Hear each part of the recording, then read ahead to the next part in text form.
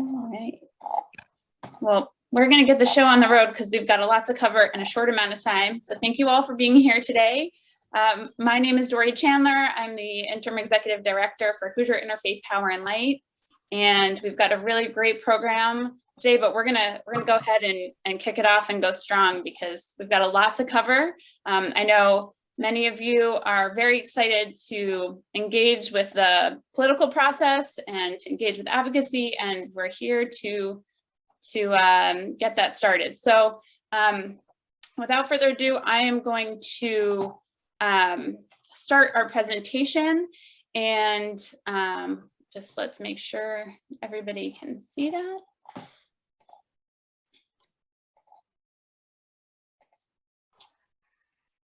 All right, can everybody see? All right.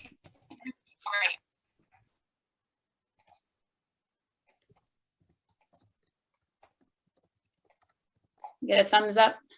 All good. Okay, fabulous. All right, so welcome to Renewable Energy Day training for 2022. We are back again and more powerful than ever. And we're going to talk today about how to talk and communicate with our Indiana legislators.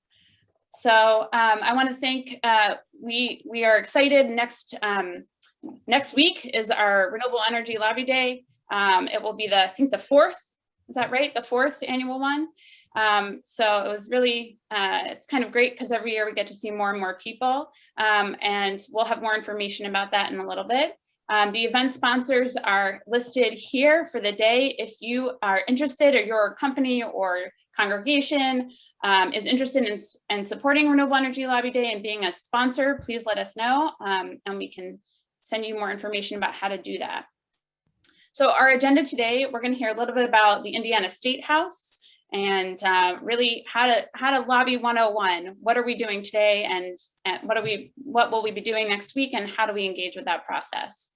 We're going to talk about important legislation for this coming session, and how do we talk specifically with legislators about that. We're going to hear about important conservative messaging points, and specifically on how to talk about renewable energy with folks. And then we're going to do a breakout role-playing activity where everyone is going to get to practice this right from the comfort of your living room, kitchen, or closet. So, and then we'll report back and adjourn, and then get kicked off so that everybody feels confident for next week. And we'll have plenty of time for questions, so feel free to ask your questions both in the chat, or we'll have time to unmute yourself and to share.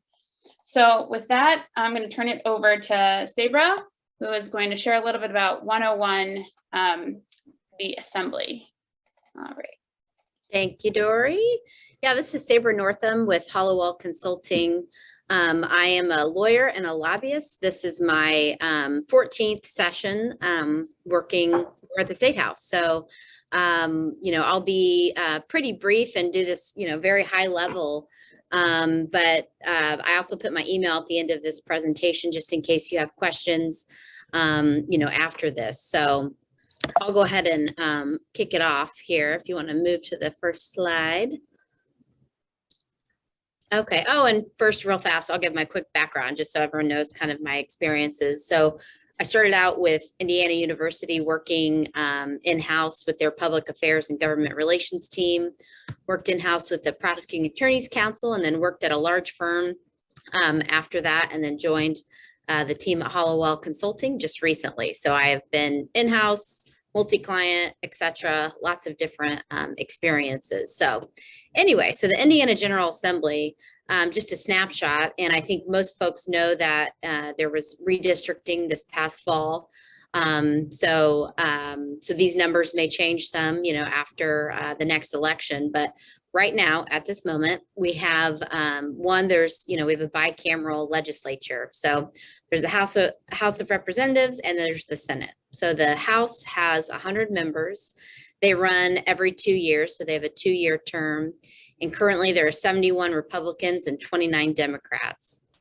In the Senate, those members run on 4-year terms, and they're staggered. So every 2 years, half of the Senate is up for re-election.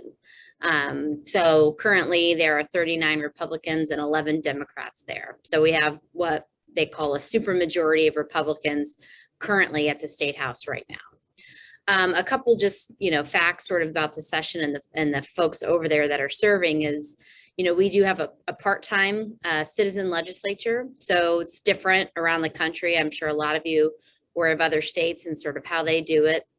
But so, the citizen legislature is made up of doctors, farmers, insurers, builders. I mean, people that do all different sorts of things back home, which, sort of, I think, emphasizes the role of advocates and educators when looking to move legislation. But so they all come in for their session and then go home on the weekends, go home on Fridays during the interim, and go back to their sort of day-to-day jobs. The legislature runs every other year. We have a long session. We have a biennial budget. So every other year that is a long session, we pass a budget. And that generally runs early January to the end of April.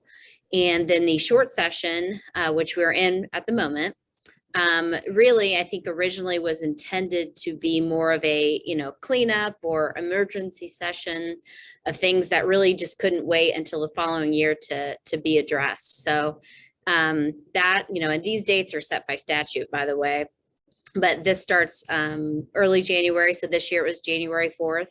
And runs through mid-March. One note, there's always, every year, there are rumors and discussion of how they'd like to end early.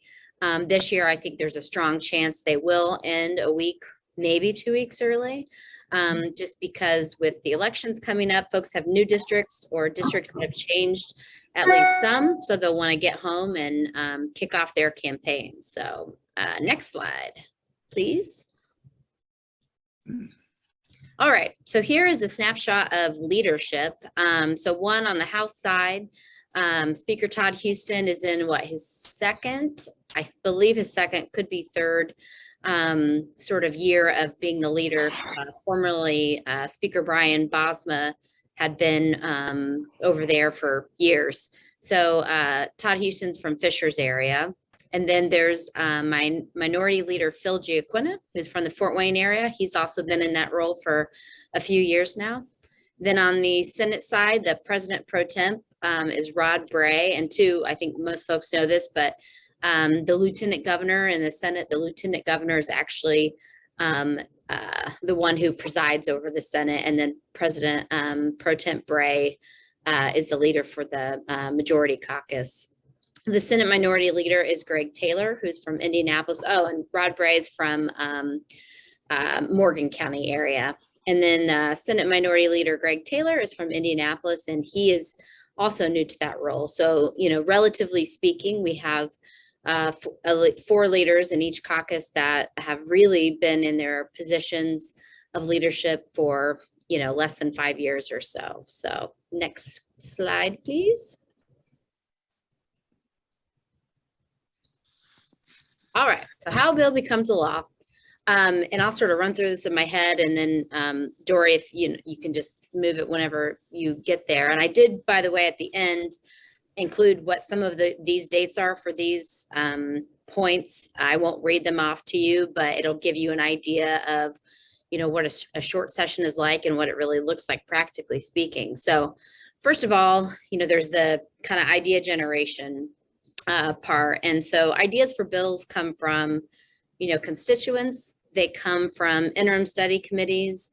They come from bills that don't pass one session. The legislator may want to bring it back the next session, problems they see, things they want to fix, proactive things they want to do. So a lot of times, really when a session ends, even if it's a long session, May at least through that next session beginning is when there's a little bit of downtime right away because folks are just exhausted and kind of get home and want to relax and catch up on their work from their, sort of day jobs.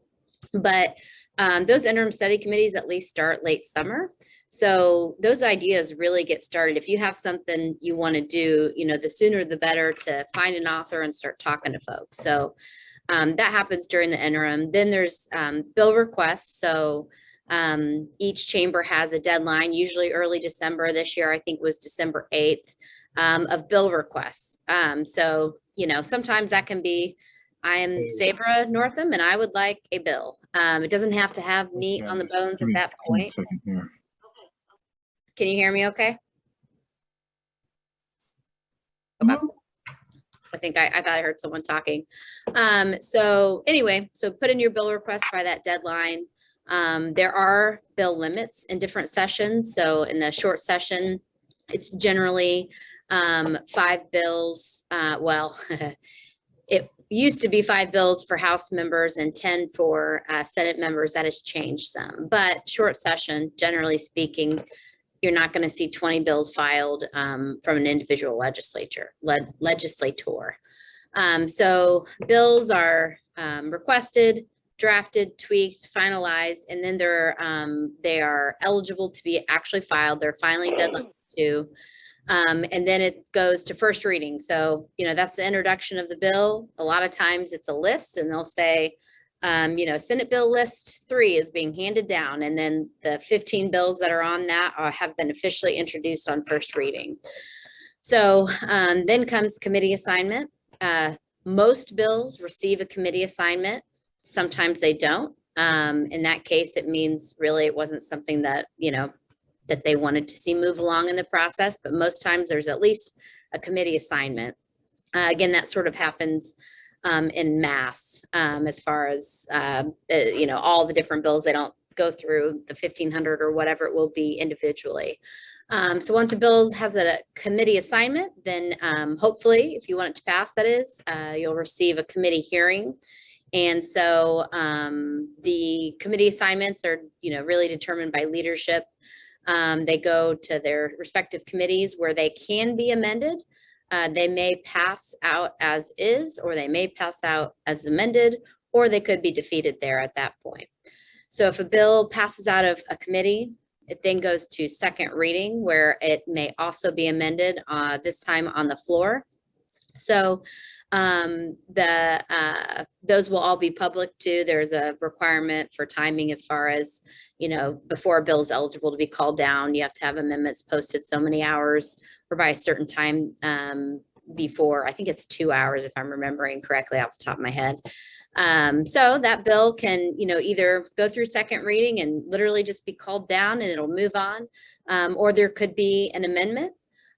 Sometimes there are bills that have, it's a topic that is maybe being more hotly debated. So there could be a bunch of amendments that are then discussed at length. So a bill that is amended then or not amended, but passes through second reading, then goes to third reading. So on third reading in the first chamber, that's where the bill, the full extent of the bill at that point, including any amendments so far from when it was introduced, is discussed, debated, and voted on. So, so then that bill, if it receives a majority of the votes, will pass on third reading and head to the second chamber. So then bills will do that. Traditionally, before this year, House bills would get passed, Senate bills would get passed, and then it felt like they swapped like that, even though they'd kind of already gone over, and then they started anew. Last year during COVID, they started hearing bills, depending on what they were, as soon as, if House Bill 1011 passed on January 27th, it could be heard the following week in the Senate instead of them waiting for that sort of second half. So then the whole process I just explained starts over. So there's a first reading of the bill, again, done in mass, generally speaking, the committee assignment, committee hearing, where it may or may not be amended. It may or may not pass out of the committee, goes to second reading. It may be amended. It may not be amended. And then third reading, where again, the totality of the bill at that point is then voted on by that second chamber.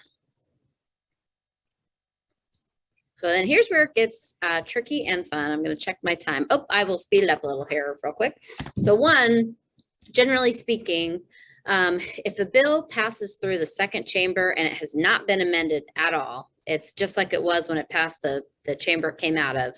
That is like the fast track to the governor's office. So that bill, assuming it's approved, can be signed by leaders, go to the governor's desk, and then the governor can either sign it into law, allow it to become law, or veto the bill. So if a bill has been changed in the second chamber, the original author has the option to either file a concurrence, which has to be approved by that chamber, in which case it says basically me as the House, or I as the House, like the changes that were done here. It's good to go. If the concurrence is approved, leaders sign from each chamber, moves on to the governor's desk. If a dissent is filed, basically says, I don't like the changes that happened in the second chamber, or something else needs to be done to this bill, there are conferees that are assigned, 4 conferees, generally 2 from the Senate, 1 Republican, 1 Democrat, 2 from the House, 1 Republican, 1 Democrat. They have to work on it. Those conference committees can be posted up to 2 hours before they occur. And a lot of times they are more sort of ceremonial in nature, in that they'll come in, they'll say this is House Bill 11 or 1112, since they have to be in the thousands. There's some concerns here and we'll be talking about them, and then they recess, they do not adjourn, so that then they don't have to worry. Well, so then they can frankly, talk about the details of those bills and not have if they have a quorum of those conferees, not have to worry about public notice and whatnot. And that's where things get squirrely, because you don't really know what's going on unless you're in close contact with those folks. So for conference committee report, which is that bill, the 4 talk about it, decide, okay, here are the changes. The 4 of us agree on it. They have to have 4 signatures. And then that is, that conference committee report on a bill is then must be approved by each chamber again. There have been times when you can't get signatures, so sometimes people are reassigned. Bills have died in that process if you just can't, come to an agreement. But that conference committee report then becomes like the final version of the bill, must be approved by majority vote in each chamber. Once it is, leaders sign, goes to the governor's desk. So lots of opportunities in there for success and for defeat. So I think that's it for that slide. And then, like I said, I won't go through these all, but I just sort of listed here for all your purposes, the important dates, at least from this year. And I didn't mention Organization Day, but that occurs in November and really is them getting themselves organized, committee assignments, that sort of thing. We are right now, today is the 6th. Yes. Tomorrow is the deadline for bills to be filed for the Senate, and Tuesday is the deadline for the House. And then you can see some other deadlines in here. Essentially what these mean, so committee assignment deadline, if a committee report has not been approved by that time on January 14th for the Senate, the House wasn't posted when I made this, then that could be dead. So any bill that does not advance beyond these deadlines is essentially dead, although we all know, well, we don't all know, but for all your information, sometimes bills die in the process, and then you see that language later in an amendment to another bill. So essentially, and you can go to the next slide, Dory. The other parts I was going to point out here is, this year they have to adjourn sine die by midnight on the 14th. They'll probably get done early. So with that, I think I've gone over my time. If there's questions, I'm happy to answer them, or if you want to do them at the end or email me, that is fine. Wonderful. Thank you so much. If you have any very specific questions about that, we can also anytime, and feel free to keep posting in the chat if you have anything that comes up. And I see that that Shannon and Leslie that are also answering some questions in the chat. Thank you both. So a compilation of all bills submitted. You can go to the iga.indiana.gov and find legislation there. And some are still making their way there that way. All right, thank you. With that, we're going to move over to Michael Jeffries, and he's going to give us an important legislative update specifically for what we're going to be talking to our legislators about in the 2022 legislative session. Yes, as Dory mentioned, my name is Michael Jeffries. I'm the Director of Client Services with Hollowell Consulting.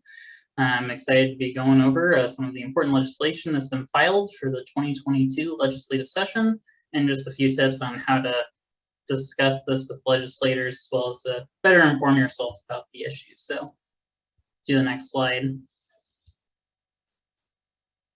So, we're going to say that this year is super important, and that's what we're going to be talking about, Renewable Energy Day. And I know that every year is super important, but what makes this year extra important, or the most important? Well, frankly, it's because we have run out of time to address stuff about net metering. So residential solar in Indiana is in serious jeopardy. This is our last session to address it.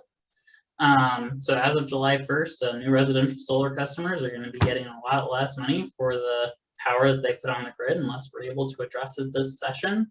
And retail net metering has already expired in some utility service zones. And one of the unfortunate things we learned in the last year is that the tariffs that they're planning on putting on after July 1st and are planning on doing already is going to be done through a different calculation method called instantaneous netting instead of the traditional monthly netting, which if you're like us just a few months ago, you don't know what that is, and I will talk about that a little bit later.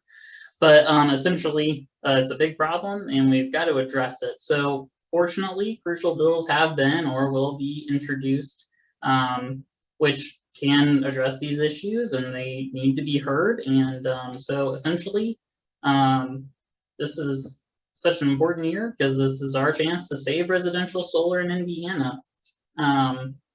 It's not really a place that we wanted to find ourselves in, but if we are persistent in talking with our legislators, if we are really engaging our communities to come in and address this issue, I really believe that we can get some of these bills passed and keep residential solar in Indiana going.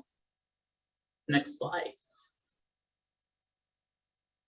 So just wanting to talk about some of the key bills of the session. Some of them were just filed, so this is out of date now. So,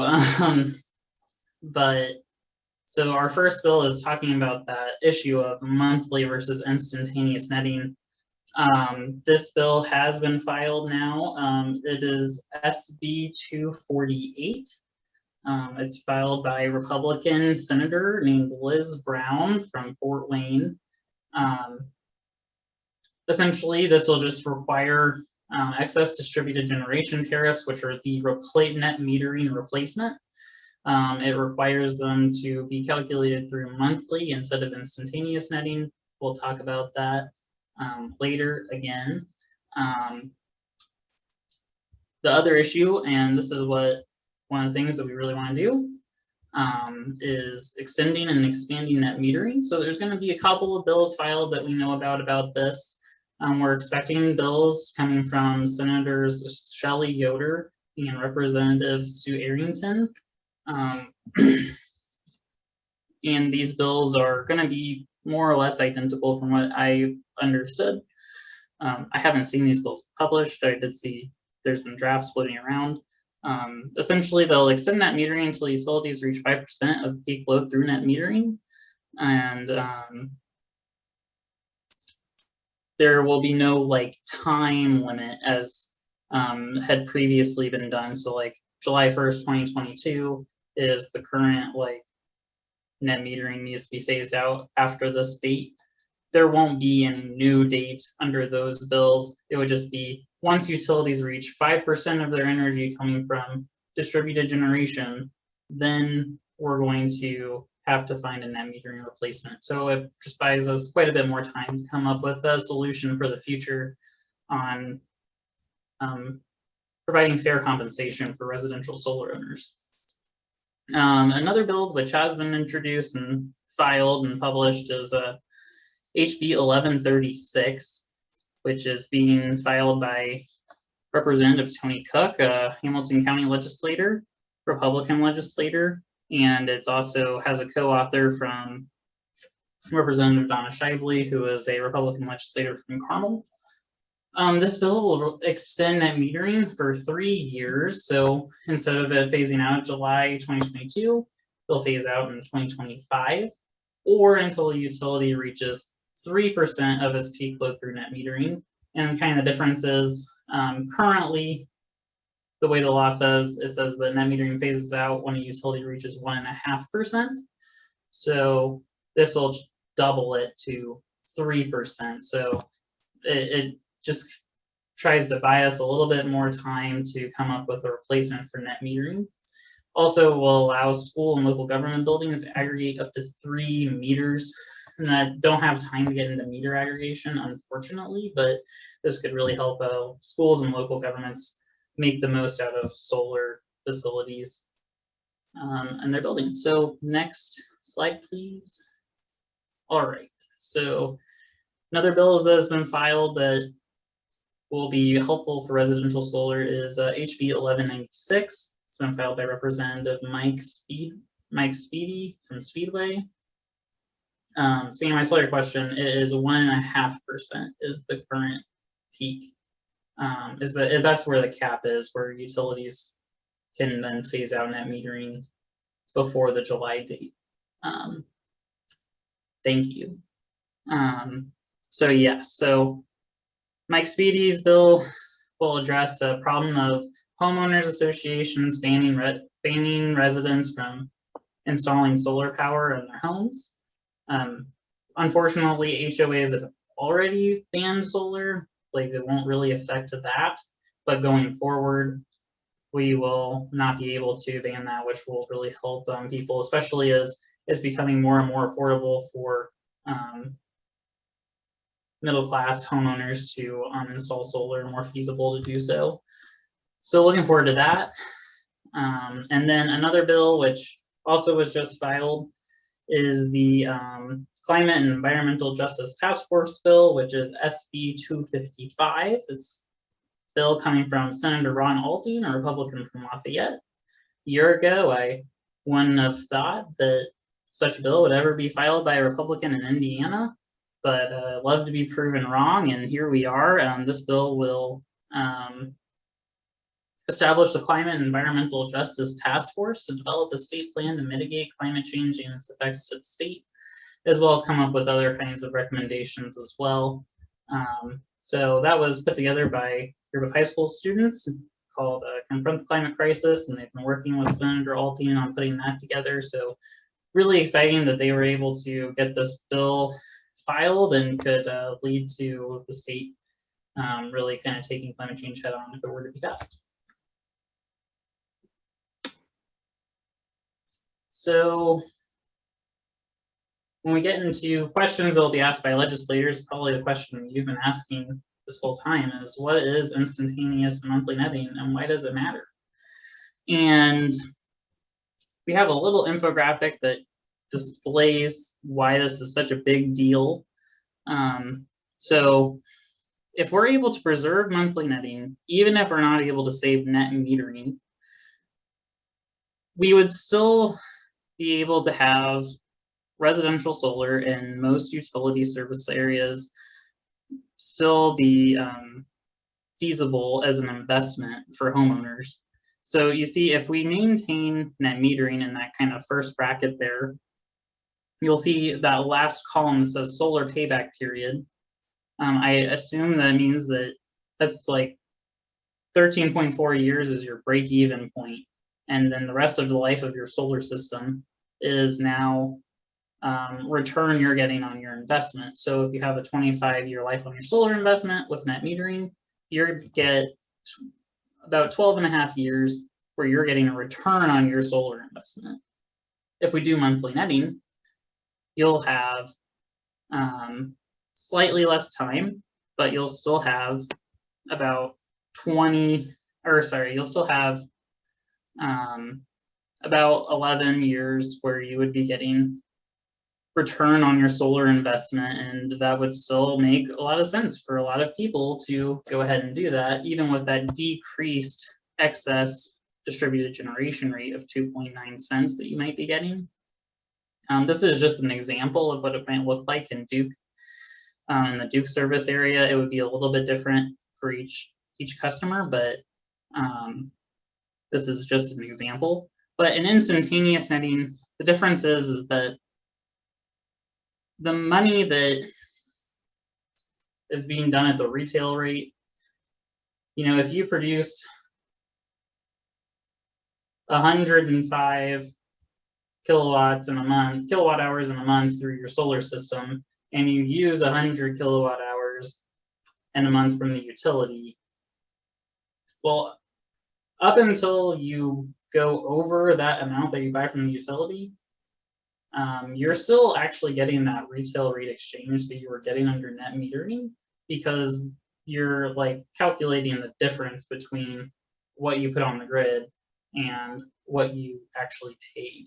So you're getting credited for still that retail rate for that first 100 kilowatt hours in this example, but those 5 kilowatt hours extra are getting charged at that decreased 2.9 cent rate.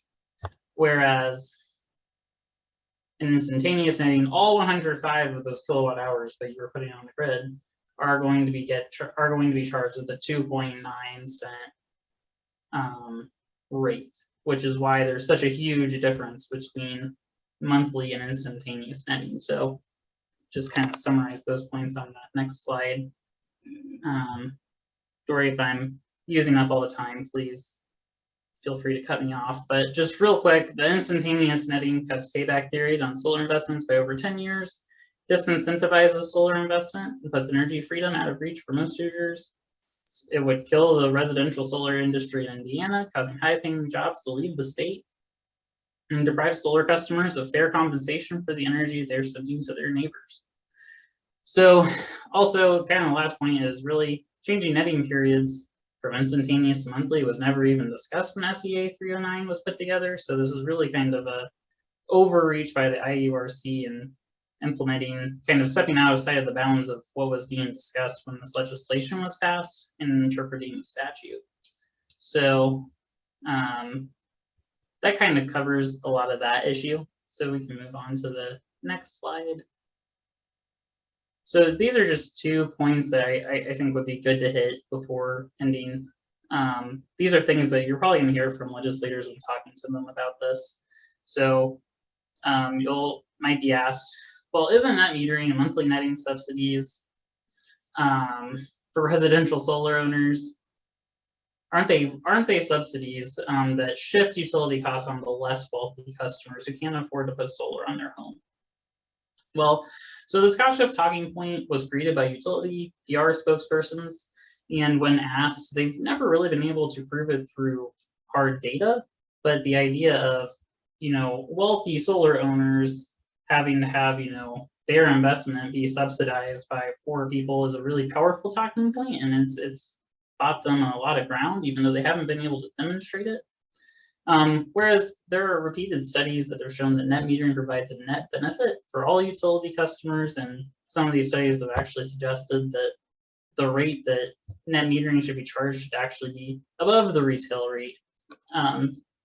Other studies that have been put out have shown it being only maybe slightly below the retail rate, you know, being at 10 cents instead of 12 cents, but even that would be a huge leap forward from the 2.9 cent rate that they're looking at putting on people.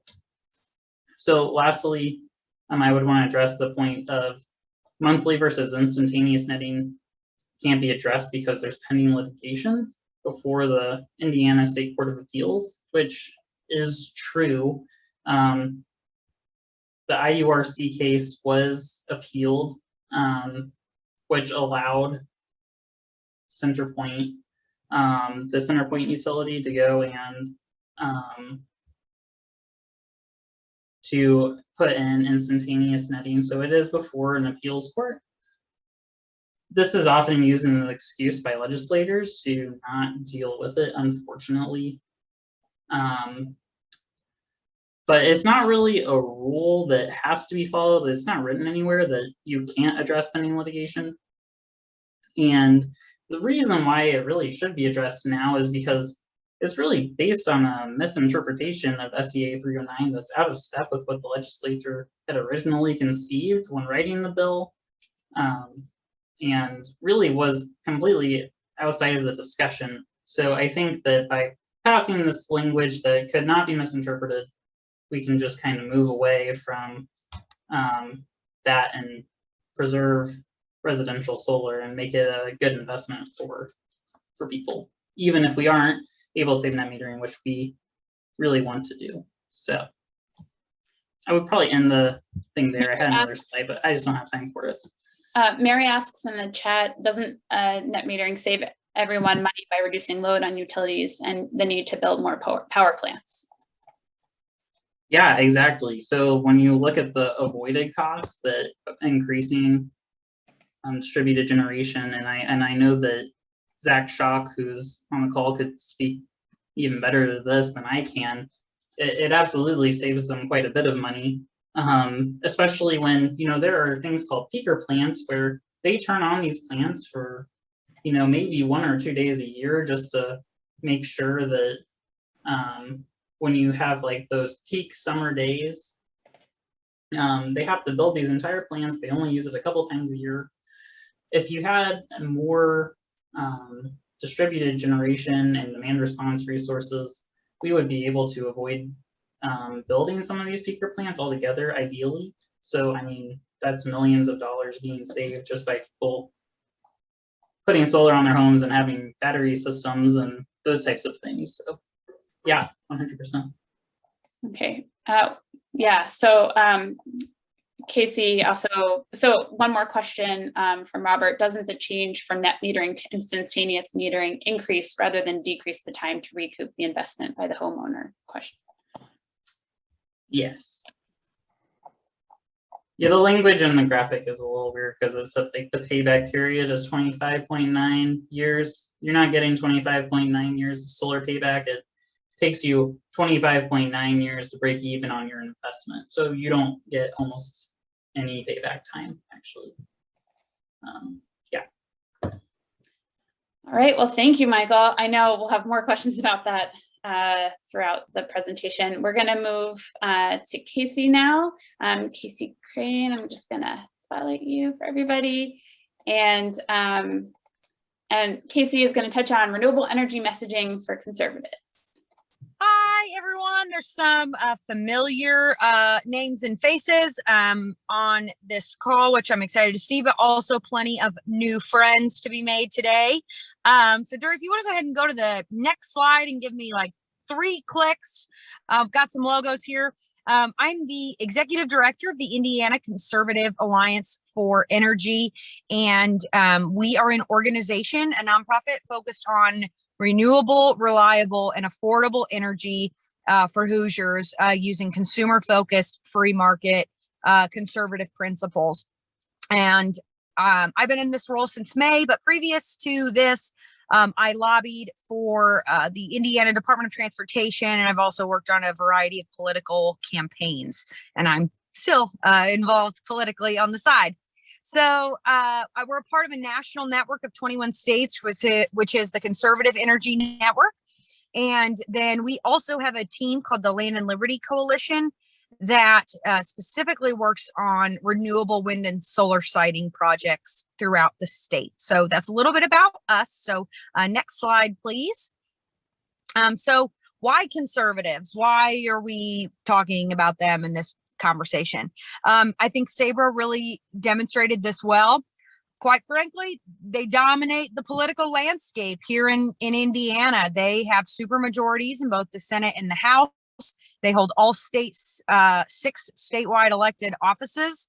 And they also hold, I believe it's like 88% is what I want to say of local elected seats. So if anything is going to be done on energy policy in Indiana, it is likely going to be led by conservatives. And so that's why we exist, is to help lead the energy conversation within that ideology. So next slide, please. So one of the things that we do is conduct polling every other year about what the attitudes are on clean energy and various issues relating to the policy landscape. And so the most relevant talking points, I think, for this legislative session and are these 3. So 59% of Hoosiers and 84% of conservatives believe that marketing costs should decide that new energy development. So when we're looking at a utility purchasing wholesale power or things like that, they should be allowed to have every tool at their disposal to purchase cheap energy so that your bill is more affordable. Speaking towards the HOA bill that we talked a little bit about earlier with Representative Speedy, 73% of Hoosiers and 68% of conservatives are in favor of this type of legislation. And I think that is, as you talk about HOA solar, this polling is something that you can quote and cite that there's strong attitudes from folks statewide and in particular in the conservative ideology for this type of legislation. And then for net metering, 84% of Hoosiers and 76% of conservatives support continuing to give consumers fair market value for the electricity they produce. And I've been sharing this with legislators, and the conversation, that the point they counter back at me is, well, that's the whole point, Casey. What is fair? And so I say, oh, great. You want to have a conversation about what's fair. And then we can have that kind of conversation. You know, what does that mean? And that is where we are in the state, as Michael was discussing more in depth, that we have to evaluate what is that fair market value for those folks. So next slide, please.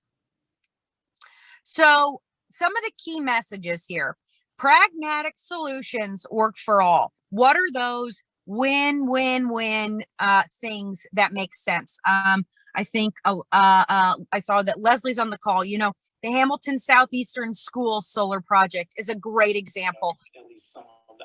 It's a great example because you've got the schools save money. It's a great educational opportunity, and you've got distributed generation.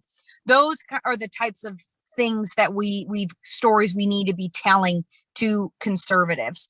We also need to be emphasizing property rights and energy choice.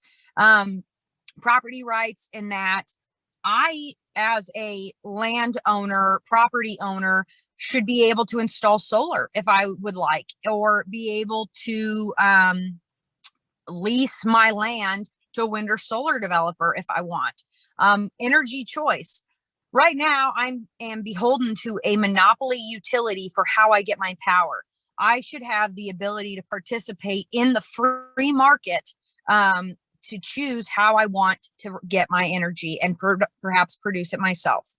I would also steer clear of climate, unless you're talking to Ron Alting, who is clearly in favor of climate. Our polling shows that Republicans are split right down the middle on climate and on whether or not they think it's an issue or not. And within that polling more closely, they are split on whether it's man-made, whether it's natural causes. So you're really kind of getting into dangerous territory there.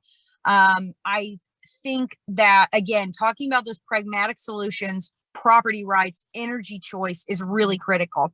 If you want to talk about the environment, because I know that is a huge motivation for a lot of folks. And, you know, I personally want to have a nice clean air to breathe and clean drinking water and all of those wonderful things.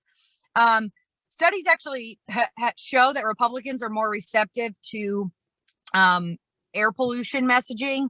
I'd also would say, for those of you, I know, Hoosier Interfaith Power and Light is hosting this wonderful webinar. If you are a religious organization, or you are speaking to a legislator who's very open about their faith and faith issues, the stewardship message does resonate well, being a good steward of the earth, and passing on a better world for future generations. That message does resonate more positively if you're wanting to go into that scope. So next slide, please. So just tips and tricks.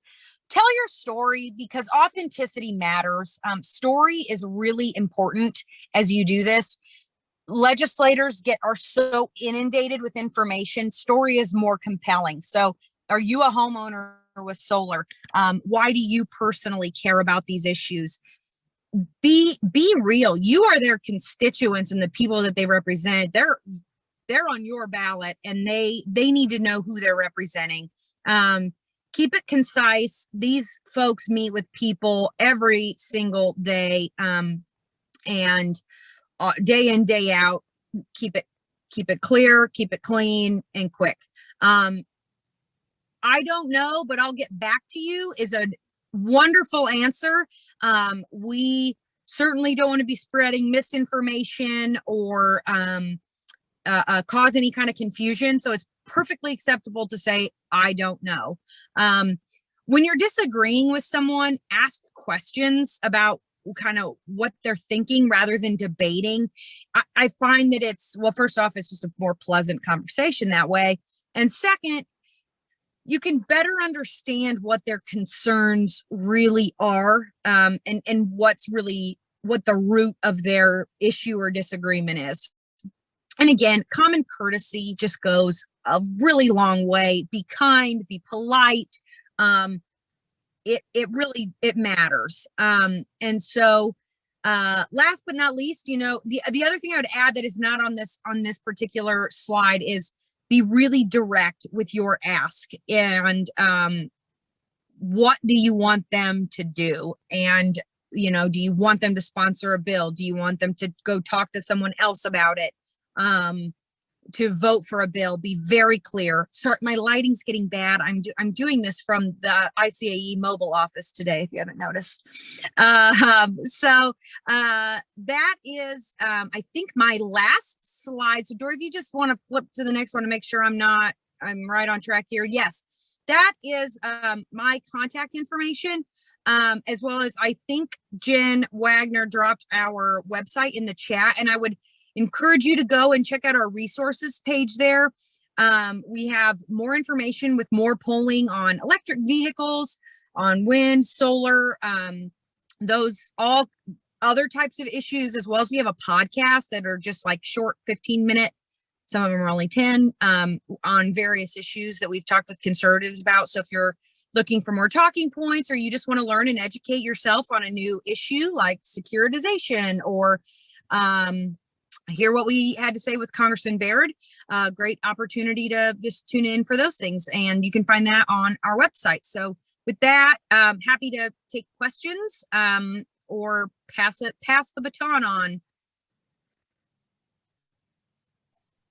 Thank you so much, Casey. Does anybody have any questions for Casey? All right. Oh, I'm good. Look at that. So thank you everyone for your time. Thank you for joining us while on the road. All right, so we're just gonna do a tiny bit more information, and then we're gonna get practicing. So as you may have heard, we are really targeting specifically energy policy players this year. So those folks from the House Utilities, Energy, and Telecommunications Committee. I would take a minute while I'm on this slide, if you could check to see if any of your folks, names that you recognize, are on there. That would be great. These committees last year heard the 21st Century Energy Policy Development Task Force bill, and net metering for electricity generation did not get a hearing. And HB 1191 was a pretty bad bill that was passed out of this committee. So take a look if you recognize anyone as a key target. Similarly, in the Senate Utilities Committee, these are our targets. Important bills last year that got no hearing were distributed generation by Shelley Yoder and net metering for electricity generation. So the bottom line is every legislator is important. They may introduce, co-author, or support a bill, or decide whether or not it gets a hearing. So if you see somebody who looks familiar, let us know. So yes, your voice really matters. They say direct constituent interactions have more influence, on legislators' decisions and any other advocacy strategy. So what you'll be doing next week really does make a difference. And there's a reason why these stereotypes about lobbying are true and why companies pay so much for lobbying, because it works. So as citizens and citizen lobbyists, legislators rely on us for information. And in the absence of citizens, our legislators are informed by lobbyists, industry, and party. So lobbying is simply making a case for what you believe your legislators should do. There are two types of constituents, as Casey was talking about, those with an opinion and those with a personal story. So this is a reminder to kind of develop your personal story in time for your meetings next week, or to find a personal story from friends, neighbors, from your congregation, etc., to bring to the table. The most valuable tool you have is information and knowledge about how policy decisions will impact your own community. Think jobs, tax revenue, schools, infrastructure, and who are you lobbying? Get some information about and the bios about your legislators. What faith are they? What issues do they care about? And what have they supported in the past? And come to the table with genuine respect and admiration. We really want to be developing long-term relationships with these legislators. So as Casey was saying, we want to come to the table with a primary ask. You individually, if you're setting up meetings, or as a constituent group, if you're bringing along other people or meeting with other folks, you want your primary ask and you want your secondary ask. The primary ask is a reach ask. You're hopeful that this could happen. And your secondary ask is really an accountability ask. Can you hold this person accountable with something to take that next step? And then lastly, find something that you appreciate and admire or respect about the legislator that you will be meeting with, and really start the conversation there. This can really change the entire conversation. So in a minute, let's get into our lobby team roles. Think about, as I'm going through these roles, which one you would like to be, because you're going to be able to take that role in just a little bit. And we're going to go until 6:15 here, so we can get a chance to run this through. So a leader. This is somebody who really empowers everybody else on your team and gives them a role and a voice. And oftentimes the leader is also a liaison to the legislator, someone who regularly checks in, sets meetings. So after you have these meetings coming up on the 12th, if you haven't set a meeting yet, or if we haven't, we'll give you more information about that in a second, you can set that meeting as the leader. A biographer, somebody who comes in with information about your legislator. Appreciator, somebody who comes in with an appreciation. Somebody who is a timekeeper. How much time do we have today? And then a note taker, someone who's really going to hold that legislator accountable by keeping good notes about what they say, so that we can learn about them and think about them for next time. And then come also with some conversation questions that you can use to participate and encourage discussion. Know who's going to be making an ask. Know who's going to bring something, whether that's letters or postcards from your community or endorsements from community leaders. Somebody to take a picture, and someone to follow up and make sure that these could all be the same person, or as leader decides, could be different people. And finally, that liaison, really making sure that you know who specifically is talking regularly with your legislator or their legislative aide, who are also very important and should be treated just like legislators. So remember, we have 2 talking points for this year's session. So just as a reminder, we want to, 1, retain monthly netting. This could really change the rules right now with costs associated with how Hoosiers want to get feedback and money for their solar panels. That could really make it harder to embrace energy freedom and energy independence. And so we want to retain monthly netting rather than going to instantaneous netting. And secondly, we want to extend net metering.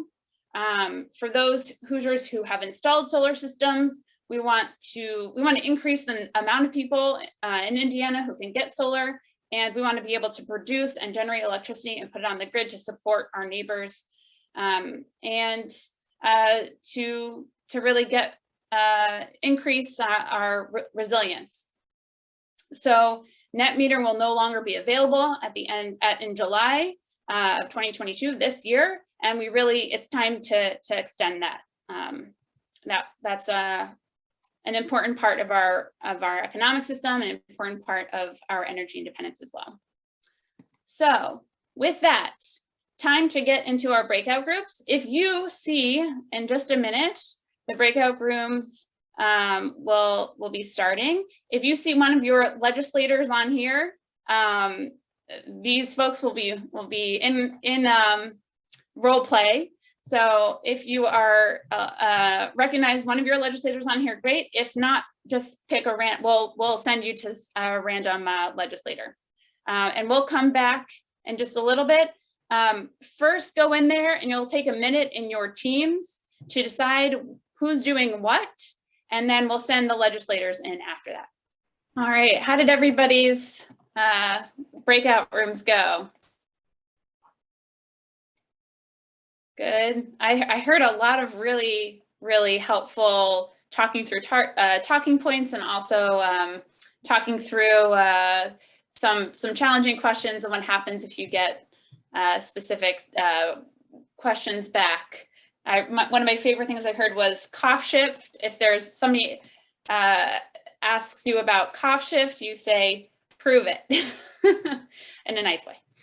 Anything else people want to share from the breakout rooms? I would say it was obvious to me that I need practice. And it seems to me that for me to really feel at ease, and if I were able to get a team together to go to see my legislators, we really it'd be best if we had a chance to talk before we went in. So we would have the roles and we would basically practice. And one other thing, do we have a one pager that does speak to this issue of cost shifting that we could have in our hands that we could actually pass on? Because that's going to come up. And if we had that, that would be really helpful. Zach? Yeah, I can definitely, I will definitely have various one-pagers focusing on different issues at Renewable Energy Day. And I can make sure that one of those includes kind of the cost shift resources that is appropriate to hand off. And I definitely, Ray, I think, meeting ahead of time and kind of working things out is a really great idea, definitely best practice. And, for those of you who will be there in person at Renewable Energy Day, feel free to stop by. I'm sure I'm kind of speaking for everybody, all of the organizers, but happy to offer up myself. I'm more than happy to help you practice ahead of your meeting during the day, or if you just need help, if you do a meeting sometime after, I think all of us are happy to help you use the resources that we have. One question in my group was, will people that come that day be able to be placed in a team? So I'm going to ask the same question slightly differently. My understanding is when we signed up, we gave our zip codes, and so therefore someone should be able to say, well, there are 3 people from who will be in this senator's area, and will we know that before we go? That would be wonderful. Yeah, Michael, do you want to share a little bit about scheduling and communication with folks?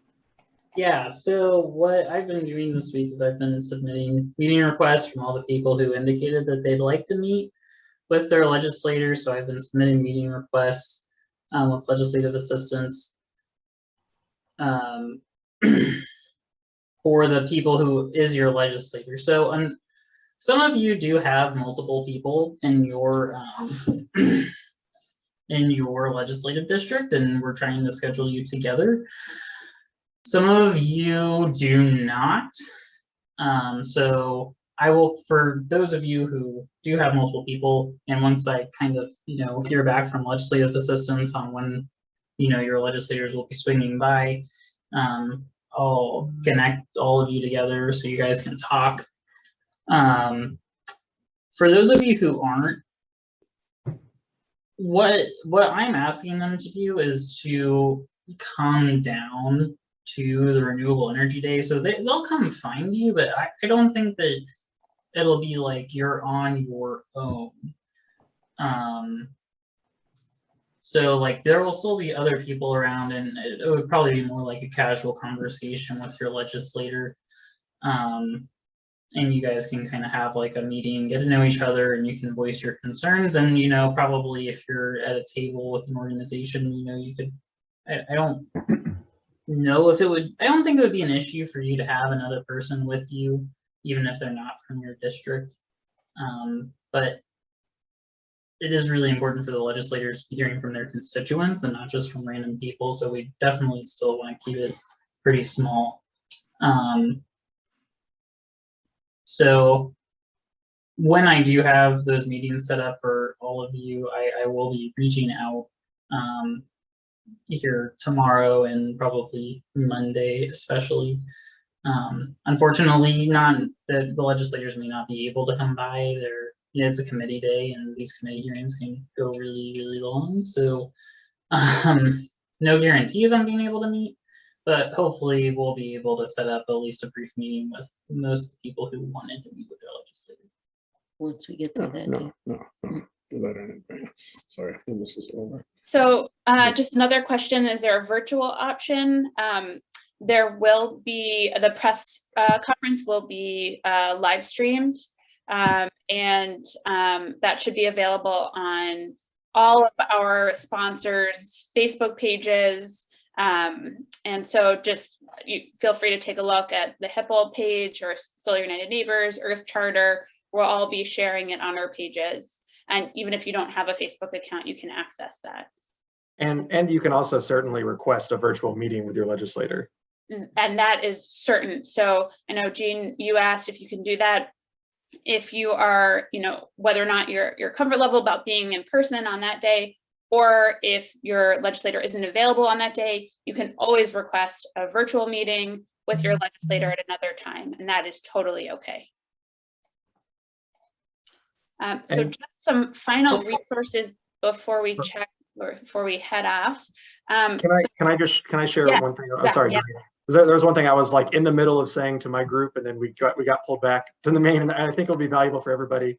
But related to what Dory's sharing on the resources, in the Renewable Energy Day guide, all RSVPs will get that guide, but in there's a meeting report back form where you can share what you learned during your legislator meetings, so that we can all kind of collect that information.